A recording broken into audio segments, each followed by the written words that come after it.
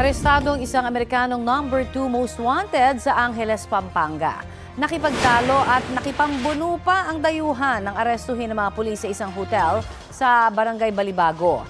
Inaresto ang lalaki dahil sa patong-patong na kaso na paglabag sa Special Protection of Children Against Abuse, Exploitation and Discrimination Act at Safe Spaces Act.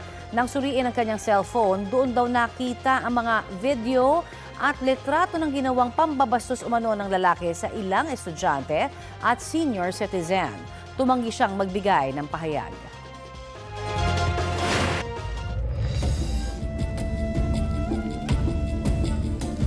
Nasunog ang isang gusali sa barangay Talon-Talon sa Zamboanga City.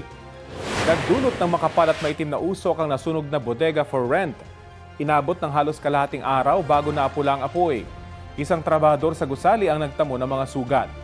Kabilang naman sa mga nasunog ang ilang sasakyan, mga panindang appliance at stocks ng school supplies na ibebenta sana para sa pasukan.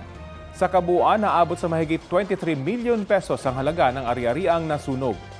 Ayon sa Zamboanga City Fire District, posibleng electrical short circuit ang sanhi ng apoy. Patuloy ang kanilang investigasyon. Kinukuha pa ang pahayag ng may-ari ng bodega.